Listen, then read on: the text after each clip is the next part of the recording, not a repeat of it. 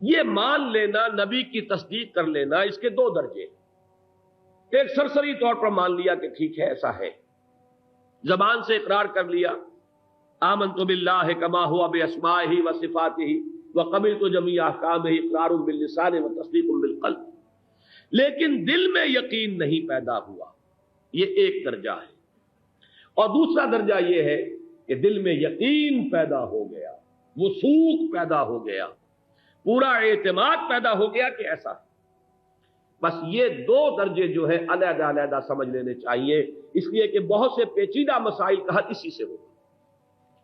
پہلا درجہ ہے قانونی ایمان کا، جس کا تعلق ہے اقرار باللسان سے۔ دوسرا درجہ ہے حقیقی ایمان کا، جس کا تعلق ہے تصدیق بالقلب سے۔ ان دو درجوں کو قرآن مجید نے متعدد مواقع پر ظاہر کیا ہے۔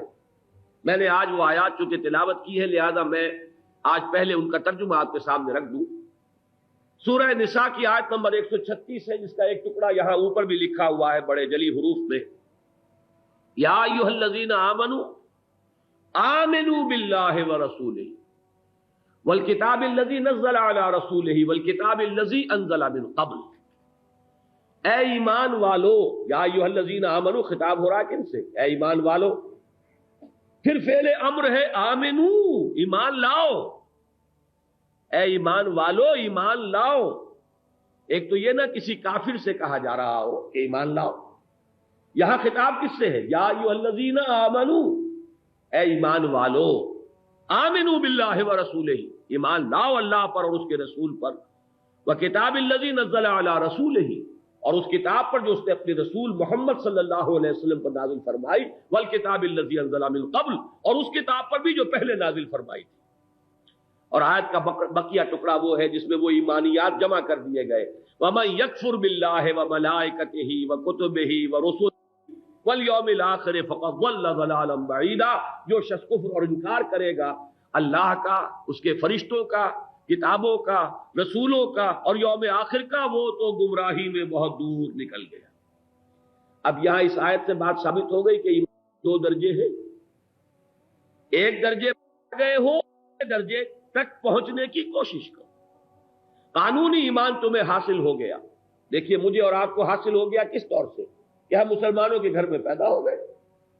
اللہ کے فضل و کرم سے پیدائش کے فوراً بعد ہمارے ایک کان میں اذان، دوسرے کان میں اقامت کی صدا آئی ہے، اور جب حضور نے ایسا کیا ہے تو یقیناً اس کا کوئی نہ کوئی حکمت ہے، اس کی کہیں نہ کہیں کوئی جا کر امپریشن قائم ہوتے ہیں۔ اگر کوئی امپریشن کہیں قائم نہ ہوتا تو اس کی کوئی ضرورت نہیں تھی۔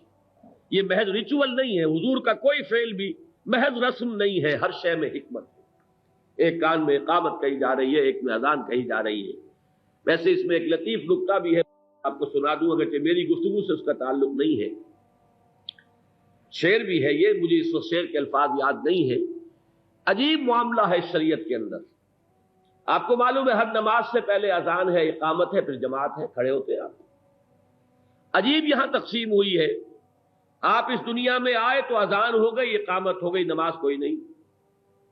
جب دنیا سے گئے تو نہ اذان ہوگی نہ اقامت ہوگی، نماز ہو جائے گی۔ وہ نماز جنازہ میں نہ اذان ہے نہ اقامت ہے۔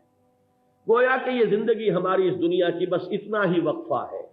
جیسے قرآن مجید میں آیا ہے کہ قیامت کے دن انسان سوچے گا تو یہ سوچے گا دنیا میں کتنے رہے، لم یلبسوا الا عشیۃ او ضحاها، دنیا میں یا ایک رات بسر کی ہے یا کچھ اس کا صبح کا وقت بھی گزارا ہے۔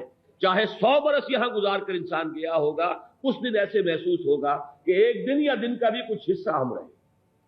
اسی کی طرف اشارہ ہو گیا، یہ ایک نماز ہے گویا کہ پوری زندگی، بس وقفہ کیا ہے؟ اذان اور اقامت ہوتی ہے پیدائش پر، اور جماعت کھڑی ہوتی ہے موت کے بعد، اور وہ ہے نماز جنازہ جس میں نہ اذان نہ اقامت، اور پیدائش پر اذان بھی ہے اقامت بھی ہے لیکن نماز کوئی نہیں۔